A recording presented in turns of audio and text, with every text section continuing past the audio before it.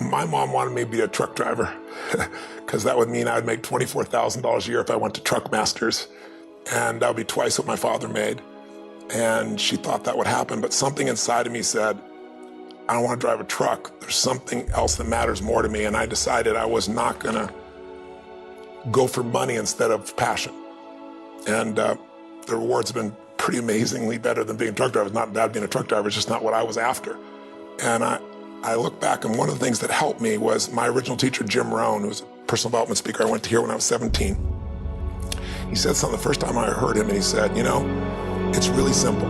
If you want life to change, you gotta change. If you want life to be better, you've gotta get better. It's the only way it happens. And luck will show up for people and it'll leave them. But if you're constantly improving who you are and what you give, game over. When people ask me, what does it take to be happy? I always tell them one word: progress. Progress equals happiness. Even if you're not where you want to be yet, if you're on the road, if you're improving, if you're making progress, you're gonna love it. You're gonna feel alive. On the other hand, it doesn't matter how successful you are, if you stop growing, you start dying inside. I've always had this belief: if you want to be successful at anything in life, never leave the sight of setting a goal without doing something that commits you to fulfillment. If you get, like, you're in state, right, when you do something. While you're in state, that's the time to commit yourself to something that makes you follow through. So I'd call somebody up, I'd schedule something, I'd lock in the next meeting, I'd sign up for the class, I'd enroll the guy who was gonna mentor me, I'd set the meeting with a mastermind of people I met. I did something so that whatever I committed to, there was something when I went home that would pull me there. It's structure. This could be the greatest time you ever live if you control what you focus on, if you find a more empowering meaning, and if you decide to model the actions of those who succeeded before you. It can be the best financial time, the best emotional time, the best spiritual time of your life, but you better take control of your state. And if you think you're gonna do it just by today, you're wrong. You're gonna need to get yourself some rituals. Right now, every one of you in this room is controlled by your rituals. I don't just mean this one, I mean every morning you get up. I know your body, I can look at your body right now, and I can guess your rituals. Some of you, your rituals to work out 5 times a week, I can see it clearly. 4 to 6 times a week, it's obvious. Because you couldn't look like that if you didn't do that. Some form of workout, I don't care if it's walking, lifting, whatever. Some of you, it's obvious that lifting weights is part of it. You can see by that man's muscles. I know what his rituals are, because your life comes from your rituals. And if you don't develop the ritual, you're kidding yourself. How many agree with me on this? Raise your hand and say, I. And there are rituals that put you in state, and there are rituals that take you out of state. But if you've got what you know, that focus, the target, and you got the toolbox, and you're still not getting what you want, it's because you got inner conflicts. That's the third pillar. You've got to resolve your inner conflicts. Because that, as I try to explain to you, 80% of success in anything is your psychology, and 20% is the mechanics. So those inner conflicts are when you take 2 steps forward, you pull 3 steps back, right? When you say, boy, I'm totally committed to this, but you don't follow through. This is my expertise, the why guy part. Why?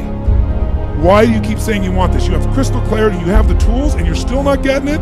There's a conflict in you. Align your life with what is most important to you. And then once you are in a position where you're aligned, guess what you'll do? Take action. You won't have to work at it. When everything's in alignment, there's nothing pulling you away, boom, you go for it. Progress comes when you tell yourself the truth and you're able to feel the uncertainty and take action anyway. The thing that stops us all is fear. It's no surprise. Fear of failure, fear of rejection, fear of the unknown, fear of not looking good. And that fear we could translate into the simple thing of uncertainty. Now, when you look at someone who's incredibly successful, you look at someone who's truly a leader in their life or in their field, the one thing they have in common is they exude this sense of certainty. Now, where's that come from? Is it inborn? Are they lucky? Are things just going their way? No, great leaders know how to step in the uncertainty and bring the certainty to the situation. Most people in life, we really feel like the level of stress in our life comes to how much of life do you feel like you control, or how much does life control you? Do you tend to control more of what's going on, or events controlling you? It's very easy to have those events start to take control unless we take control of what's between our ears, our own mind. You see, what you and I focus on massively affects how we feel, whether we're thriving or surviving. If you focus on what you can't control, if you you focus on the past, if you focus on what's missing from your life constantly, that pattern of focus will make you frustrated, overwhelmed, depressed. It won't even matter if you're taking antidepressants. If you keep focusing on what you can't control, what's missing from your life, you're going to feel depressed still. You can take as many antidepressants as you want. Focus equals power. If you want to thrive, you got to focus on what you can control. You got to focus on the difference you can make. You got to focus on what's already in your life that you're grateful for. So you got to find a story that's going to empower you to act. A story that's going to get you to find the breakthrough, because otherwise, with a lousy story, you'll never find the strategy, or you'll come up with a reason why it's too expensive, you can't get there, you can't access it, or you'll even get the strategy and then half-assed apply it just so you can reward your story that says it doesn't work because I tried it. Resourcefulness is the ultimate resource. And if you don't have what you want, stop telling yourself the story because you don't have the money, you don't have the time. That's bullshit.